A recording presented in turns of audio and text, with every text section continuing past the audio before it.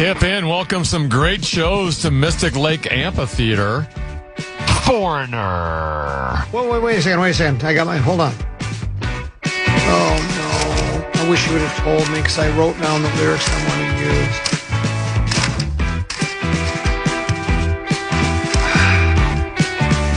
Can you read this one later?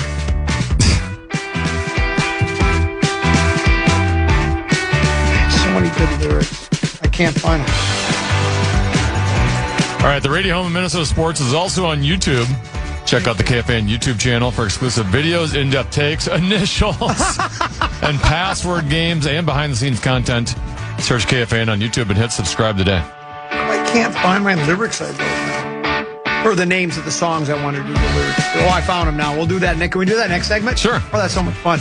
Hey, start of hour number 2, and as always, we begin with 5, 3, 4.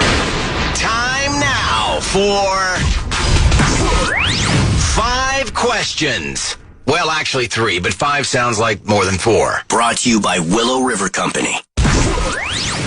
Question number 1. It's time now for a look at the links. The WNBA trade deadline is this Sunday, and Annie Costabile of The Athletic threw out Nafisa Collier's name as one who could be sent elsewhere. Collier signed a 1-year Supermax deal for 2026, signaling to some degree that she'd like to explore her options in free agency. Costabile wrote that Cheryl Reeves' task is to determine whether she has assurances that Collier will re-sign with Minnesota after the season. Otherwise, a trade could be possible in the next week. Comment, should the Lynx trade MV Phee before Sunday's deadline? She's MV3. She's dynamite. MV3. She's out of sight. She might be out of sight, huh? I'm not paying as close attention to the WNBA as I once did in general, specifically the Lynx. But she'd been out all year this year, or was it? Yeah, until the last game or two. Until the last game or two, and they'd been playing as good as any team in basketball. Matter of fact, I think they have the best record in basketball. They do. That was before she rejoined the club, and so you say, hey, now we just add more to the team. It's smooth sailing ahead. And then there's always the thought, well, you know what? Maybe the chemistry will be off. And now are there enough balls to go around? And how will that work? And I don't worry about that too much. A player that good, well-liked, I'm sure, blah, blah, blah. But if she did just sign a 1-year deal and you know that they've talked and she would like to maybe see what else is out there for whatever reason, well, then I think it's incumbent on the club to maybe explore to explore the possibility of trading her if she really wants to be. Because if she wants to be a free, why would you keep her for a year, lose her for nothing, right? So I don't know. I think you're a better team with her, and if you do trade her, maybe you improve the team and other. It's a good place for the Lynx to be, I think. Would you agree, or is this bad news? I don't know. I mean, you might be in a little bit of a pickle. It depends.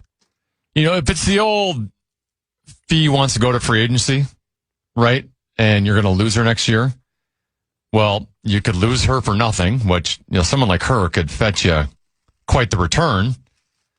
But you also then reduce your chances of winning a ship this year if you have to trade her elsewhere. Correct. Depending on what you're getting in return. I get it. Not everyone wants to play in the state of Minnesota, but I don't know why Phee wouldn't want to be here. It's a winning team. It looks even better now that Olivia Miles is here. She's had success here. Well, so, and when you're living, as a WNBA player, when you're living in Minnesota, it's during the warm part of the year. It's not like you're dealing with December, January, winter. So it's not a bad place to live.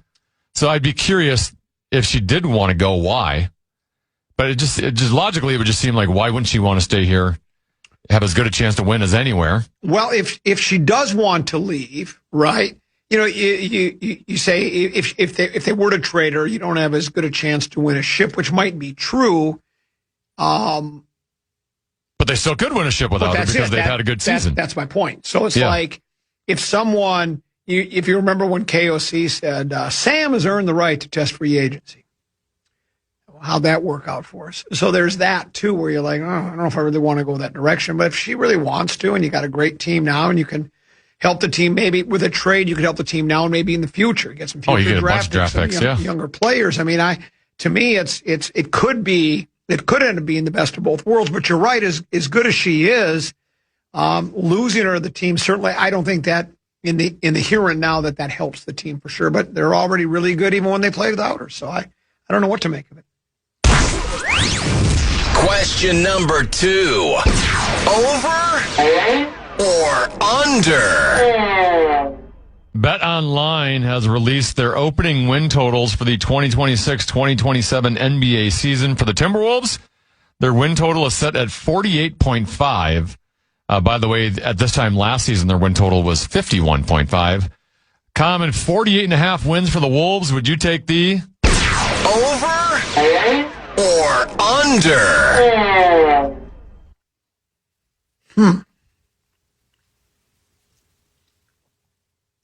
I think it's going to be exactly 48. So under. Oh, yeah, it's 48.5. 48.5 is the over-under. I say they're going to win 49, so I'll take the over. I think that 48 is probably pretty accurate. I don't know. I'm not a big. It's going to take a while for LaMelo and everybody to. But it's just basketball. It won't take them that long. I just don't know without a power forward, a legitimate one, unless something changes. I think that 40-ish, 48, 49, 50 sounds about right, don't you? I don't know if that's good for a 4th, 5th, 6th seed, probably in that area again. I tend to agree with most of the basketball community that your two best teams are going to be San Antonio and OKC, and after that, I think it's a coin flip with Denver and Minnesota, and maybe, I don't know, probably those 4 teams are probably your best teams in the West, I think. Am I leaving somebody out? Is there somebody else that's is good? Well, I mean, the Lakers aren't going to be in the mix anymore, right, but yeah, it's San Antonio, and then how about the Clips? OKC, the Clips aren't any good. no. Utah's not any good. None of those teams are really very good, so it's probably those 4 teams. So that probably sounds about right, somewhere in the upper 40s. Obviously, Denver will be in the mix. Yeah. Maybe Houston. What do you... Maybe Dallas? Maybe, yeah, maybe. What do you think of the over-under? What would you take? You're more of a gambler than I am. I know you mentioned the chemistry thing. I will say that when Gobert came here the first time, and then when they made the Bodega Cat trade, now that was right before the season, but when Julius Randle and Dante DiVincenzo came here, it seemed like both of those trades, it took a while for the team to find its footing a little bit. So now this trade happened obviously a lot earlier than the Bodega Cat Julius Randle trade. Right. So you have a little more time to figure out the chemistry standpoint, but they're probably going to be playing a different style of basketball now. I'm also concerned about their depth. If Ant or Ball, and Ball's has been hurt a bunch, if either of them get hurt for a portion of time, I just don't know if they have the depth to overcome what they have been able to do, survive the last couple of years. And let's face it, this is a team that just historically has not been a professional basketball team during the regular season. Yeah. They've proven they don't really care about the regular season. So I would actually, if you want to call me negative, take the under here. Yeah, you made some good points. Speaking of chemistry, well, I'll save this for later. It's a Wolves note. Someone was listening to Sunday sermons this past Sunday. I missed it. I generally don't. And Sam Mitchell was on. He had some interesting things to say about the Wolves. But anyway, I don't know what to expect from. You're right. I think the not wanting to. I keep going back to the Ant quote. Sometimes it just doesn't seem like we care about these regulars. We don't want to play these regular season games, and then the injury history of LaMelo Ball. It's but I think right around that. That's probably pretty close. Why they set those numbers where they do, probably somewhere around that, mid 40s to right around 50. Question number 3. It's time now for multiple choice. Which headline at ESPN.com would you most likely click on? A, sources, no real progress in Mayfield Bucks talks. B, Sims, Shanahan nearly lost eye in car crash. Wow. C, Bieniemy's wife allegedly shot by couple's son. D, sources, Ohio State lands $17 million jersey patch deal. What? E, new audio sheds light on Ohtani interpreter case. Or F, 10 blockbuster deals that would rock MLB trade deadline. The what's an eye when you've given your heart? That would be one I would probably click on. And then the other one about the Ohtani translator. Those are the two that would probably attract my attention the most. How about you? Yeah, I mean, the Bieniemy wife, I mean, that's a sad story. Yeah. I read the headline, and that was enough for me. Yeah, I don't really care about the Ohio State jersey patch thing. The rich get richer. The Mayfield one, I wouldn't necessarily click on, but I do find those types of quarterbacks, I feel, put organizations in really tough spots, right? Like, they're good quarterbacks. If you go a different way, you're probably going to get a decline at the position. But if you commit to them long term, I don't know if you want to commit that much of your salary cap to a quarterback that's not elite. That's just good. So I feel like those types of Mayfield quarterbacks, we saw it here with Kirk Cousins. Like, that level of quarterback is, I always find interesting how organizations handle them. I'm a Mayfield guy. I mean, again, I think you've summed up the type of quarterback that he is pretty succinctly. He's going to win you some games, but he's going to lose you some games too. But I like that he's tough and gritty. Those are the kind of guys teams can rally around. At least that's the impression I get of him when you're talking to people and reading things and watching games. That was that's kind of like that. Bernie Kosar back when he played for the Browns. He got into a couple of back-to-back AFC Championship games against Denver, lost both of them, but he was gritty and tough. Danny Pastorini for the old Houston Oilers. Those are they remind me of, Mayfield reminds me of those guys, and so I like him. So, and, like you say, Tennessee with, when we've discussed, ranking your quarterbacks, after you get through 5 or 6, the Allenses is, the Mahomeses is, the Burrows is, you get to about 3 or 4 more, then you start going, so, yeah, I guess you got to. But you're right. It's kind of like Mayfield's one of those guys where he can win you a ball game and he can lose you one as well. 534 brought to you by our friends at Willow River Company. They have over 10 arborists. Those are tree experts. They're on staff. And if you think you might have tree trouble, not on a golf course. I have tree trouble a lot on a golf course. So does Tennessee. But if you have tree trouble, like your leaves are withering, and you think you might have some issues, those 10 arborists, and one of them will come over to your place and they'll give you a free assessment. And all other yard care and landscaping needs. They do it all. Willow River Company, they're a family-owned operation. They treat you like family. Join the family. WillowRiverCompany.com. That's WillowRiverCompany.com. And that's it for today's edition of 5 Questions. Well, actually, 3 questions, but 5 sounds like more than 4. The Fan and BigDeck.com want to give a shot to win bonus bucks for their national cash contest. Just enter the keyword new at KFAN.com now for a shot at winning. That keyword is new. Enter now at KFAN.com.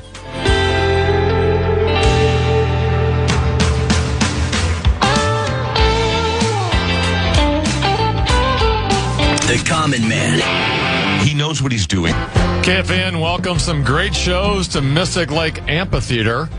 Foreigner. They took my saddle in Houston, broke my leg in Santa Fe, lost my wife and a girlfriend somewhere along the way. And Leonard Skinnerd. She ain't got no money, her clothes look kind of funny, and her hair is kind of wild and free. Oh, but love grows where my rosemary goes, and nobody knows but me. We'll be there on August 16th, and Motley Crue. I've been standing here for oh so long, trying to figure out, girl, where we went wrong. Maybe I'm a fool, still loving you. On August 21st, get the complete details on all of our upcoming shows on the concert page at KFAN.com, keyword calendar.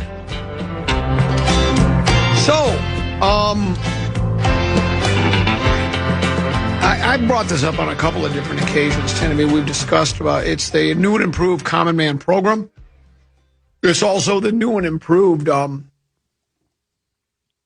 iHeart Minneapolis headquarters. We went through the renovation, and boldly displayed all over the radio station, in the hallways, in the conference room, in the offices, are photographs of artists performing at various iHeart music festivals over the years, iHeart Radio music festivals. And one of them on the wall is something called, it's a performance by Halsey and BTS. Who? Who is Halsey and who is BTS? Is that they're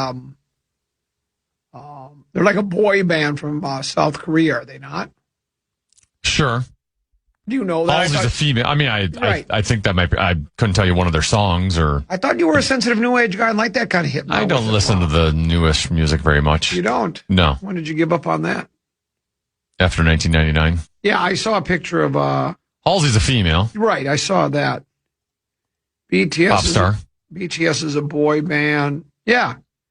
A South Korean boy band formed in 2010. So there's a picture of them performing, and they're all wearing, they're wearing like white tuxedos, and they're all doing they look like they're doing dance moves, because it's more about, you know how shows are nowadays, where it's more about the theatrics. The theatrics and the sound effects and the dancing and all this is all choreographed, and it probably takes hours and hours and hours and hours to get it down to a T. It almost looks like, what's the phrase I'm looking for? Not a marching band, but, when you go to like a halftime show, right, at a high school football game, court dance line. They look like a dance line. It's like I'm thinking to myself, would I rather watch that or go back to the olden days and watch Jimi Hendrix start his guitar on fire at the Monterey Jazz Festival? Or watch Pete Townsend of the Who completely destroy his guitar on stage by smashing into the smithereens?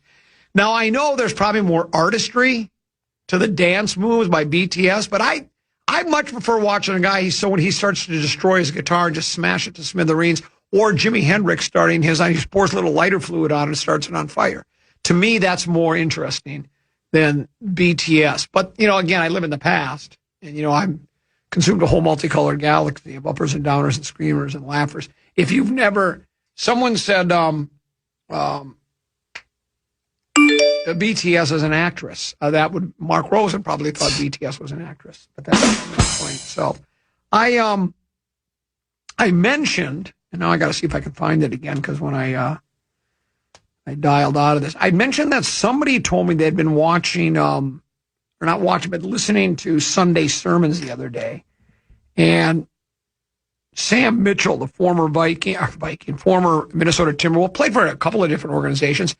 Did he coach the Wolves for a while? I know he coached the Raptors, right? He's been a coach in the NBA. Yeah. I think he coached the Wolves for a while, if I'm not mistaken.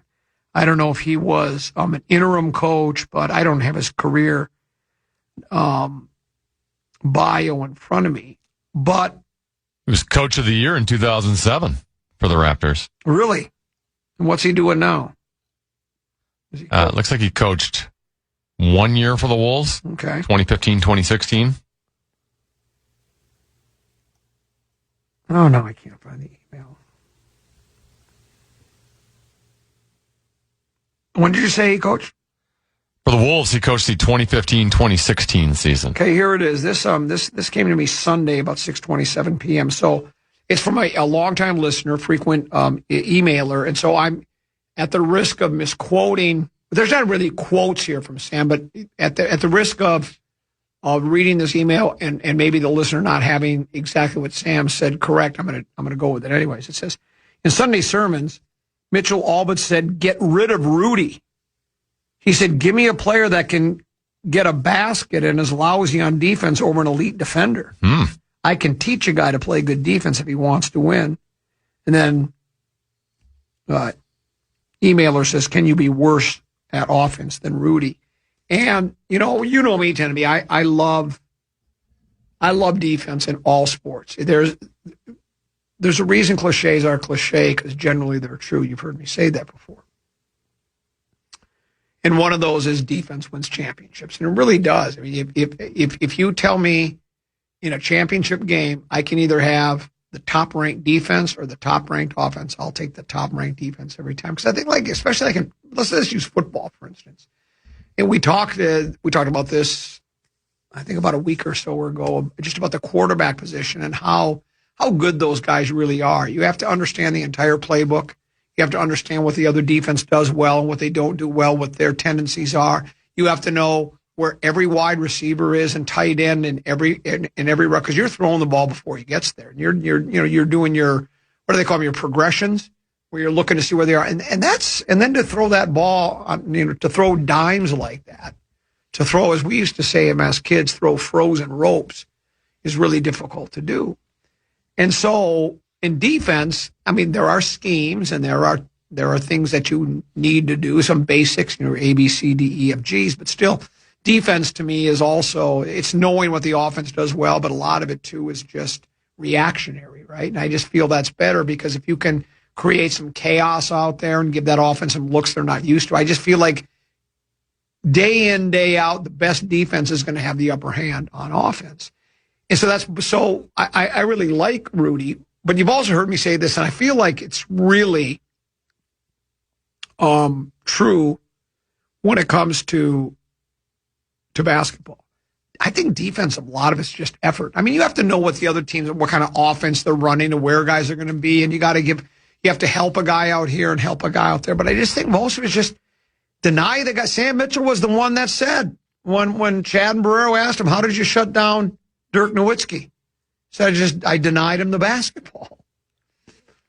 And so you deny the guy the basketball and you play defense. I like what Sam says. I can teach a guy to play really good defense if he wants to win. Mm-hmm. And so that's why, for me, they traded the wrong guy when they traded Bodega Cat. And I said it at the time, and I'll say it again. They should have traded Rudy Gobert. Now, maybe the Knickerbockers weren't interested in Rudy Gobert, and maybe the Wolves, at least at the time, they valued Rudy Gobert more than Big Meow. And I think Big Meow was probably making more than Gobert, but they both had big contracts. So, and that's the contract stuff it gets very complicated. It's one of the main factors in determining what your roster is going to look like. As a matter of fact, I just read a piece the other day where, and this isn't the first time I've heard about this, but just the way, they talk about salary caps in baseball, about baseball might get shut down here, and there'll be a lockout next spring because they just can't come to an agreement on should there be a salary cap ceiling and a floor, or should there be one at all. In basketball, it's the story I was reading the other day was, and I shouldn't admit this working at the All Sports station, but I just kind of skimmed it. But it's hard to keep teams together anymore. And I guess that's kind of the point of it, to make sure. I mean, the NBA's had a different world champion the past 8 years. It's hard to keep players together. San Antonio is going to have to break some things up. Dort just got, these teams, they have to get rid of players because they can't afford them all. And that's probably to keep the parity going, but it can make it really, really complicated. Let's pause and come back. One more segment to go, and then we'll welcome the legendary one, Mark Rosen, into the conversation here on the Common Man program on The Fan. The Common Man program. Make your voice heard on the Bradshaw and Bryan text line. Let us know what you have to say by texting your message to 64686. That's 64686. Standard message and data rates apply. Let me ask you a question, Kennedy. Yeah. If I were to ask you for a definition of list radio, what would you use as a definition? I would say that's lazy radio. That is correct, and we've mastered the art of lazy radio here at The Fan, or at least on the Common Man program. CBS Sports is my favorite list radio site. I don't know what I would do without CBS Sports, without Alec Lewis, Kramer, Nightingale, Suhan, Randball, Russo, Lavelle Neal 3, and all the others that write. If I'm leaving anybody out, I apologize, but I appreciate all of your hard work on my behalf, even though you're really not doing it for me. It works the United way. As CBS Sports top 10 players at every offensive position. Top 10 players. So, I mean, this might come as a surprise to you, but there's no quarterback from the Minnesota Vikings listed in top 10 players at the quarterback position. Who do you think CBS Sports lists as the number one quarterback? Josh Allen. Yeah. Why are they dismissed? I'm a believer until you dethrone. Now, I know they didn't win the championship last year. As a matter of fact, didn't Kansas City miss the playoffs entirely? They did. And wasn't Mahomes injured for a good portion of the season? No, not really? No. Okay. But until... He might have been hobbling, but I think he played most of the game. I don't know. I guess, how I've always judged a quarterback. Minute 2 to go, you're down 6, no timeouts, and you're on the road, cold weather. Who would you rather have under center? I'd take Pat Mahomes today, yesterday, and tomorrow. But they have him ranked number 2. Matty Stafford, he's at 3. You talk about your football dinosaurs, that would be Matty Stafford. Burrow at 4, Jackson at 5, Drake May at number 6. Dak Prescott at 7, Herbert and Gerbert at 8, J. Love at 9, Jay Goff at 10, and Jay Daniels. Jay Goff Jay Goff and Jay Daniels are tied at 10 because they did some type of, after all the CBS Sports writers who they thought the best were. Also receiving votes, Football Fabio, Caleb Williams, and Brock Purdy. No J.J. McCarthy, no Max Brosmer or Kyler Murray. What about Carson Wentz? And no Carson Wentz either. Running backs tend to be in the top 10. There is no Minnesota Viking list. Not surprising. Who do you think they think is the best? Bijan. Correct. Number 2. Jahmyr Gibbs. Number 3. Christian McCaffrey. No. Initials are JT. Oh, Jonathan Taylor. Number 4. I'll just go with McCaffrey again. Initials are DH. Derrick Henry. Then Christian. They got Derrick Henry over Christian McCaffrey? Yeah, they do. Yeah. Ill-timed fumbles in the Ravens' poor season overshadowed another monster year for the seemingly ageless Henry, who bulldozed his way to 1,595 rushing yards and 16 rushing tutties. He turned 32 in January, but he's still one of the NFL's most explosive runners.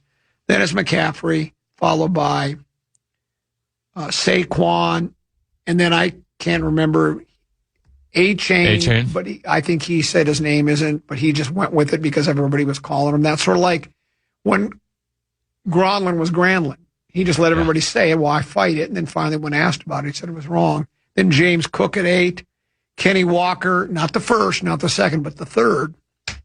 And then the Love character from Arizona.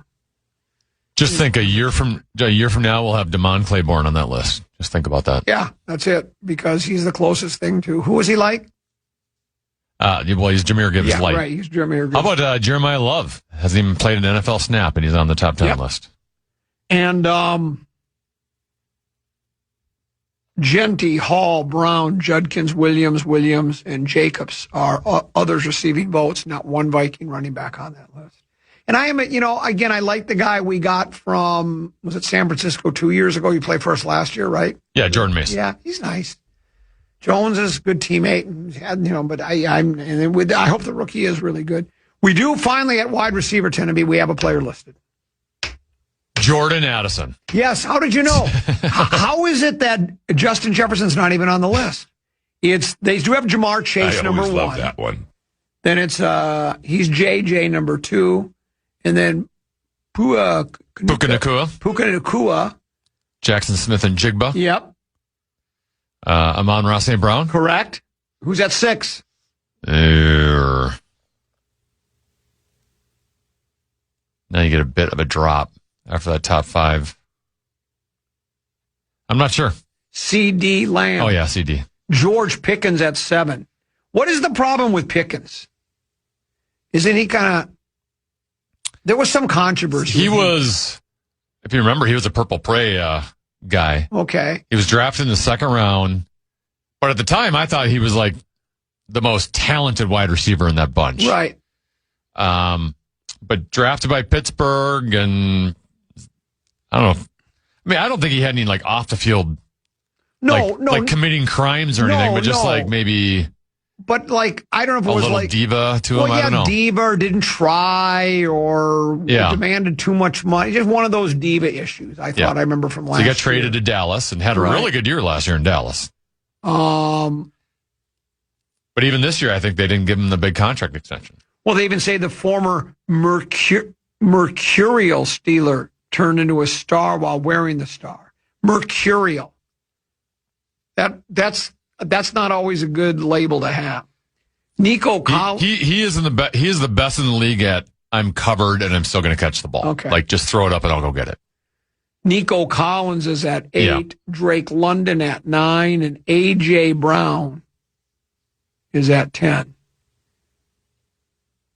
A.J. Brown's bounced around a lot too, hasn't he? He started off at Tennessee, and then he got traded to Philadelphia. That was a pretty good trade for the Eagles. He did pretty well there. And then just this offseason, got sent to Drake May's got a target now. Tight ends tend to be, do you think that Hawkinson made the list? No. He did not. I don't think he's on there anymore. No. It's going to be Brock Bowers and Trey McBride will be your top 2. Who's number 3? Was injured last year. I was going to say, they might still go with George Kittle, even though he's 4. It's another injured linebacker. Injured tight end? A tight end, I mean. I don't know. Tucker Kraft. Oh, yeah, Tucker Kraft. Then it's George. He was outstanding last year before he got hurt. That's exactly right. After Kittle, it's Colston Loveland at number 5. Yeah, he was a rookie last year for Chicago. And then my guy, Sam Laporta, at number 6. He missed quite a bit of the season. I think at the end of last season, he was out for the year because of hurt. He had a really good rookie year, and it's been kind of meh. Yeah, since. You're right. But I think a lot of that, too, is the emergence of Jameson Williams. I mean, they've gotten more confidence in him, and so some of the targets are going that way. Yeah, it says Laporta's impact isn't in just his own numbers, which are considerable, but his team's numbers. The Lions' offense declined last year with Laporta injured. He's a strong blocker and a good receiver who can win downfield. You have Warren at number 7 from the Colts, Kyle Pitts at 8, Harold Fannin Jr., not senior, and then Travis Kelce tied for 10th with Brenton Strange. Kelce at one time was the best tight end in pro football. Oh, yeah. Right? You could argue best of all time. Says Kelce's production has fallen off a cliff, as it should for a player well into his mid-30s. But he still put up 76, 851, 5 last year. For what it's worth, those 851 yards ranked 4th at his position. I was going to add, they fell off a cliff compared to what he used to do. Right. They're not falling off a cliff compared to other tight ends. Correct. I mean, those are still quality tight end numbers. There's not, elite. Do you think the Vikings have an offensive tackle in the top 10? To say there's not a lot of positions where we would have top 10 guys. The wide receiver position was the obvious. After that, unless there's a kickers category, the tackle might be the one spot, though. The problem is Christian Darrisaw's coming off of, speaking of mercurial, kind of a mercurial year. And he is not on the list. They have Penny Sewell ranked at number 1, and he's making a position change. He's going from right tackle to left tackle for the Lions this year, though I guess he played there in Oregon. It says Sewell is one of the standard bearers at the position, if not the standard bearer. The Lions are so confident in his abilities, they're switching him from right tackle to left tackle after splitting with Taylor Decker. Tristan Wirfs is at number 2, Trent Williams at 3, Garrett Bowles at 4, Joe Alt. He's one of us, right? Isn't he a Spring Lake Park product? I think he is.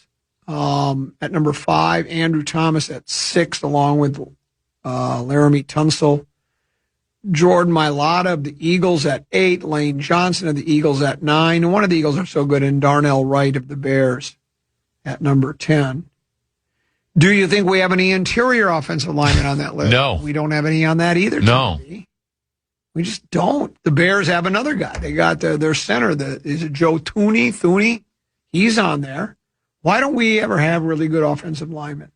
Though, by the way, the breaking news today is that Brian O'Neill has signed a contract extension. It was 4 years, $96 million. I don't remember how much of it was guaranteed. That's the rumor. I don't think it's been officially reported anywhere. It's just, in Football Insiders. But those Football Insiders are usually, I think, fairly accurate when it comes to numbers on a contract. And like we've said, that 96, somebody actually did ask AI and said, typically on a $96 million contract, what's that worth? This is basically after all taxes and fees and everything, it's about half. Just gone right away. So it's like your 96 is more like 45, which is still good money. I mean, I think I could make that last. I think Brian O'Neill can, but I don't know. I could take it to the grave. Yeah, I think I could too. I don't know what Brian O'Neill's spending habits are, but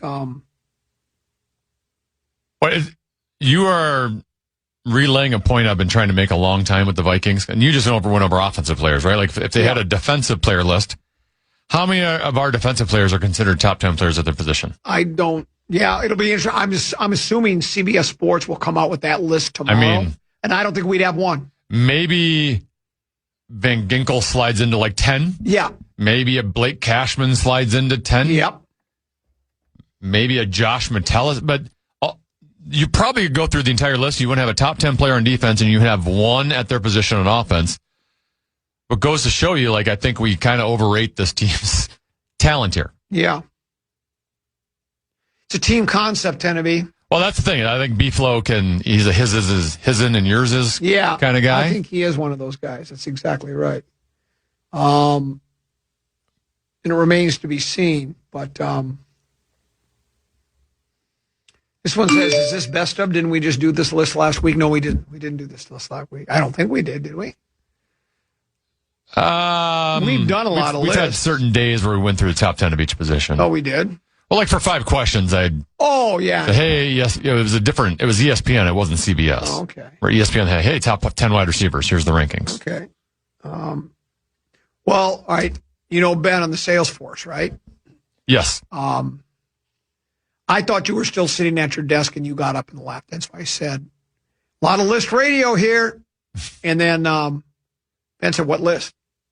I go, you like list radio. Oh, I love lists. I said, well, how old are you? He goes, he's 30. He's right in our wheelhouse, right? I mean, we're looking for men 25 to 54. Sure. That love sports is your whole life just sports, and they love lists. Who's the best quarterback? Who's the best running back? Who's the best pitcher? Who's the best goaltender? Who's the best? Who's the worst? Who's this? Who's that? What are the odds? Who's going to win? Who's going to lose? And people like those things. That's why we give the audience what they want. Also tend to be FanDuel. I think it's FanDuel. Put their odds, division odds, right? Okay. They've probably been out for a while. I don't know how much they fluctuate as time goes by. But looking specifically at the NFC North, they have the Lions as the favorite at plus 180. Green Bay at plus 215. The Bears at plus 305. The Vikings at plus 510. And you have to explain that to me again. You bet 100 to win 510 for the Vikings to win the division? Yes. It's basically the equivalent of almost like 5-1 odds. Yeah, okay. That makes it better. When they're all pluses, like the lowest number is the favorite. Yeah. Do you agree with Lions, Tigers, and Bears? Oh my. Lions, Packers. Yeah. Bears, Vikings, as we speak. I would probably rank them very similarly. Yeah. I think the Lions have the most talent in the division. I'm not sure Caleb Williams can pull off the sorcery he did last year. Their schedule will get a little tougher this year as well. The Packers, if you had Micah Parsons is probably going to miss first 4, 5, 6 games. And even when you get him back, I don't know what your expectation is of if he's the same old Micah Parsons after missing that much time and not having enough time to. Mm-hmm. If Micah was 100% healthy and available, I would definitely consider Green Bay to win the division, but that's a big hit for them for however long he's out. Vikings kind of are the wild card here because if KOC is the quarterback whisperer and Kyler Murray has talent, and if KOC can find a way, and Kyler as well, can find a way to get the best out of Kyler Murray, then all of a sudden you might have something here. I think most people, including FanDuel, sort of kind of tends to look at the Bears like you do. I must be in the minority. I feel like I think Caleb Williams is going to take another step forward. I know there was some, there's a lot of it was by hook or by crook last year, and there was some luck, but the leaps and bounds he made from year one to year two, and I think it was due in large part to who was calling the shots. Under Eberflus, what was that number for Williams? How many sacks did you bring that number up? Yeah, I did. It was like in the 60s, like 66, and then last 68, year it was like 25. 26, yeah. So now, is that just better protection? Is the quarterback being smarter? Is the coach? They did address the offensive line before last year. And so So did the Vikings. Yeah, well, there's that. And again, I've misjudged quarterback talent a lot over the years. I was a big Brock Osweiler guy. I thought he was the best quarterback in pro football for a while. Of course, that was based on one game against the Steelers when he just carved him up. He couldn't miss. He had a career day, and that was his career, basically. But I like what I see from Williams. I think he's going to be better. I would have the Bears as the favorite, especially another year with Ben.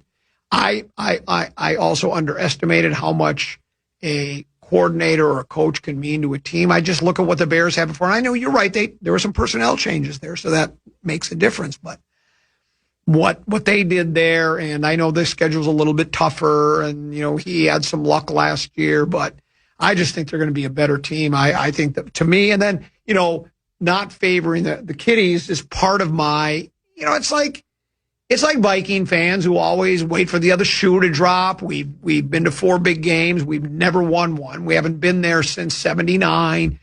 We've had all the different heartbreaks in the NFC Championship games. So you always, a lot of Viking fans, including myself, you always expect the worst, right? And I do that with the Kitties because the only franchise that's had less success than the Vikings, is in postseason play would be Detroit. Detroit didn't even get to postseason play very often. Hell, they've only been to 2 NFC Championship games in their entire existence. Vikings have been to 10. So it's a big difference there, but Well, the weird thing about football predictions this time of year is you are assuming 100% health. That's it. And that's like the wild card that nobody is going to be able to predict. Correct. And how healthy you are has the biggest impact on what your record's going to be by the end of the year. You're absolutely right. If any of the starting quarterbacks is out for the year, they're donezo, right? Yep. They're just donezo. I mean, there's always those stories where some backup, and that's why another list we did about which quarterback room is the best in the league, and that's why people look at San Francisco, because you've got the kid that was with New England for a while. What's his name? Mac Jones. Yeah, Mac Jones. And you go in, and when he came in last year, when Purdy was hurt, he went 5-3. So you go, if you have a quarterback, not just somebody that can just kind of, fill in the position and just kind of be a body in place, and hopefully you don't lose games. Just don't do anything wrong until our starter gets back. When you have a guy that can actually win some ball games for you, it's a big bonus. They protect the quarterbacks pretty well now with the rules. You don't see the starters I don't think they get as beat up as they used to. But you're right. You're 1 or 2 injuries away from key players to you're donezo. The legendary one, Mark Rosen, he is in studio with us again today. We'll talk to him next. Hour number 3 of the Common Man program, right around the corner, right here on the Fan.